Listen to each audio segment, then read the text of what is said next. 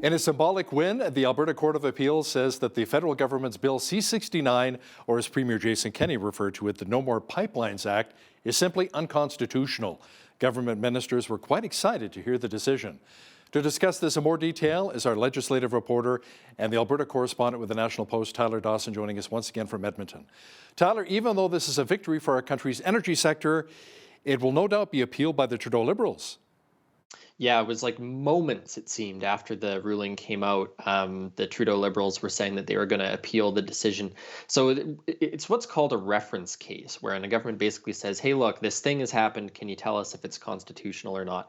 And the Court of Appeal, the same thing that happened with the carbon tax. And the Court of Appeal says that, in their opinion, this is unconstitutional. The sort of key thing here is that this is not binding, so it's not in effect. Nothing happens really beyond the symbolic victory of it. But obviously a big win for Kenney's government that has been criticizing this piece of legislation for years now. A bit of a blast from the past, really. But, you know, the big show will be at the Supreme Court of Canada when the sort of final decision's made on the constitutionality of the legislation, which is now called the Impact Assessment Act, which has a little bit less of a zing to it than Bill C-69. So we'll have to see what happens there, but for now, certainly Kenney and the ministers are basking in the glow of their victory. Tyler, today marks the deadline for those voting in Jason Kenney's leadership, and they have to get their ballots in for storage and counting by the end of the day today. And then on May 18th, we'll find out if Kenney will receive the 50 plus 1% of the support he needs to stay on as UCP leader. Now, if he doesn't survive, explain really what happens. Yeah, so it's hard to say. If he wins big, presumably everyone's going to fall in line behind him, decide that they're not going to cause trouble anymore, and then he'll lead the party into the next election. If he wins small, then there's the question of whether or not he's going to be able to sort of sustain support from within his caucus and within the grassroots, if we're still going to have, you know, the rumblings of rebellion that we've seen over the last couple of years. And then if he loses, obviously, he said he's going to go. He'll leave with some grace, and there'll be a leadership race to pick a new leader.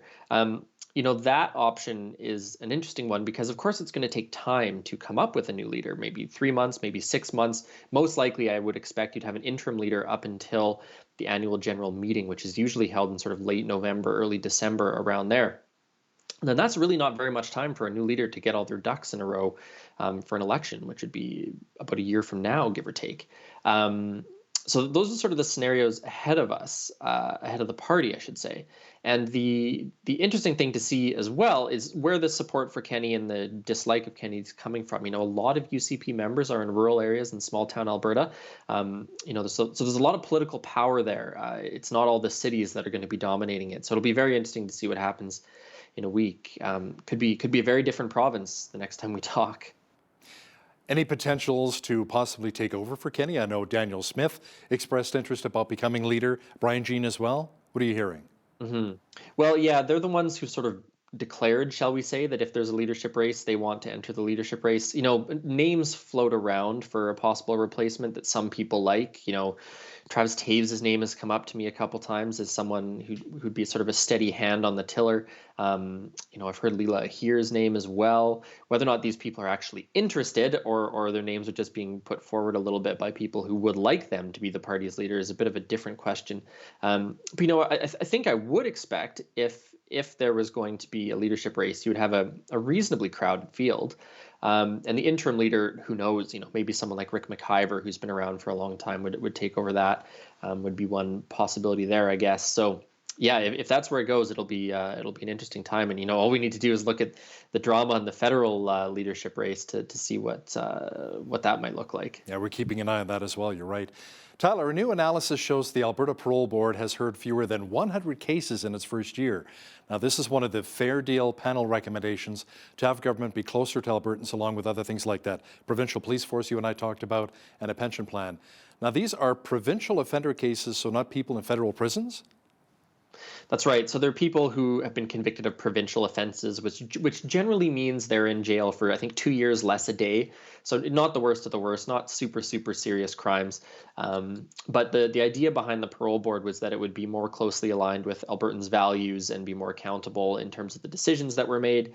And it hasn't heard very many cases compared to the Alberta wing of the Parole Board of Canada, the sort of big board, has heard like almost 3,000 cases in the same period of time. So considerably lower workload, similar outcomes in terms of parole granted, parole revoked, et cetera, et cetera. The thing that sticks in the craw of journalists, I would say, is that the Parole Board does not publish its decisions, which the Parole Board of Canada does. So you can see what the logic, what the reasoning was of the Parole Board. And for this, supposedly more accountable, closer to Albertans agency, we don't actually know how and why they are making the decisions that they are making. Now, there was some controversy when the province discontinued coverage for insulin pumps for some diabetics by putting an end to a program that provided insulin pumps for around 4,000 Albertans. Was this really a cost-saving measure? And Tyler, at what cost?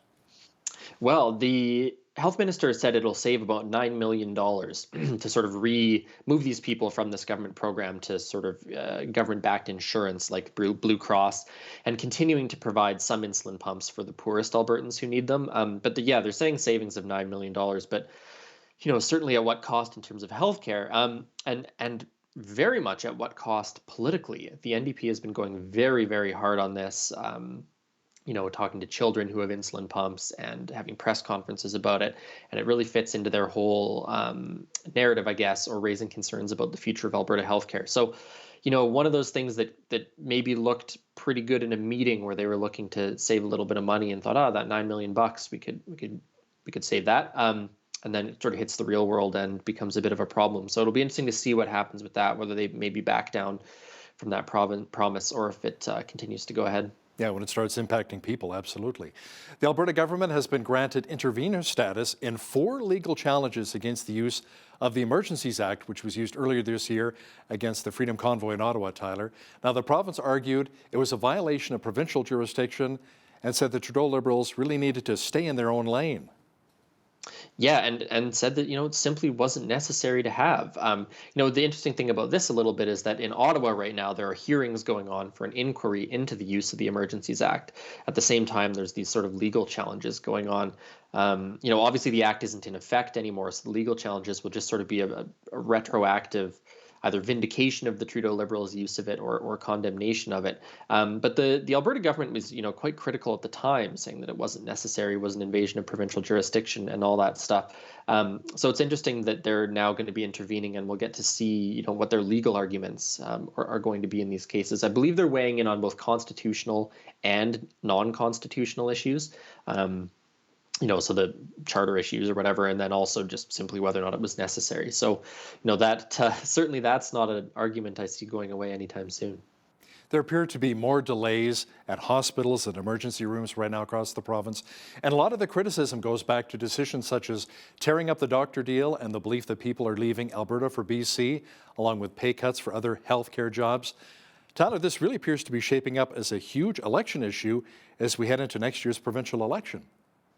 I think it's probably going to be maybe the biggest NDP attack issue. I would have predicted some months ago perhaps that COVID-19 would have been that issue, but if the pandemic sort of stays in the background for the next year, I really do think that healthcare is going to be the one that they pick. There's in my neighborhood, there's still signs up about saving healthcare from the last election. So it's something that I think people really care about, and the NDP has a pretty solid lot of experience, I guess, using this as an attack. But yeah, there's news stories out there about multi-hour waits in emergency rooms and children's hospitals and things like that. People saying that, healthcare workers are burnt out from the pandemic. People have left the province. The sort of fights with the government aren't the sort of thing that people want in their workplace. So a lot of sort of percolating issues here, I think, in terms of government policy and certainly the politics of it, which the NDP are really big on. But yeah, this is an issue that I think we're going to hear a lot about in the next year or so.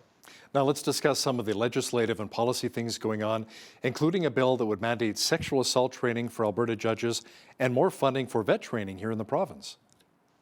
Yeah, so there's always the politics of stuff going on, but there's also the policies and the debates in the legislature and committees and bills and all that fun stuff that's a little harder to keep track of. So the sexual assault bill, as you say, is just that. It would mandate training for judges, because obviously judges hear these cases, hear sexual assault cases, and some of the myths, I guess you could say, about sexual assault do come up in courtrooms.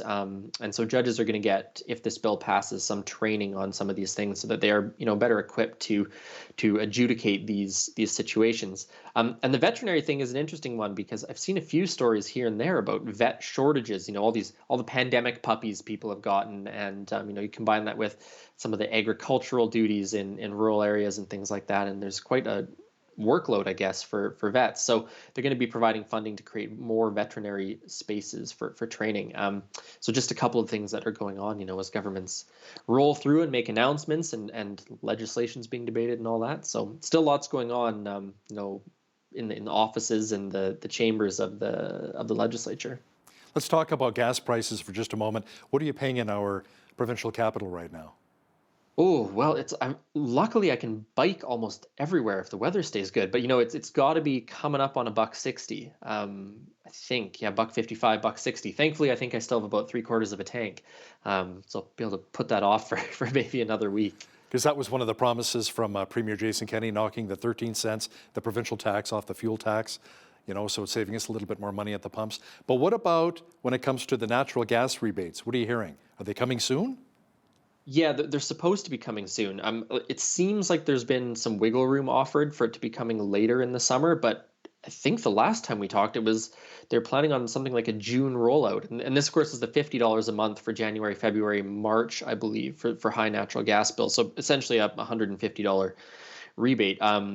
Little unclear, I guess, is maybe the answer on when it's supposed to come, but soon is I think what people are hoping for. And on the gas tax thing, I mean, I guess maybe the way to look at it is at least it's $1.60, not $1.73. But or like I don't know. $2.22 in Vancouver right now, $2.22 Yeah, a liter in Vancouver. It's just it certainly unbelievable. could be worse, I Yeah. guess. Has the UCP talked about any other potential rebates or help to fight inflation? Because it appears as though maybe the Trudeau Liberals are not helping as much. So maybe Kenney can help out a little bit more.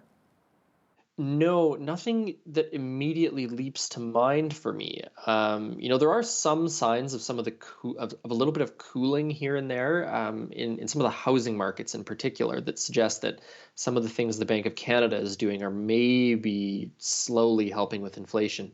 But it's hard to imagine there being any sort of immediate relief coming. And no, I'm racking my brains here to think if there's anything that the Kenney government has promised, and coming up short, I have to say.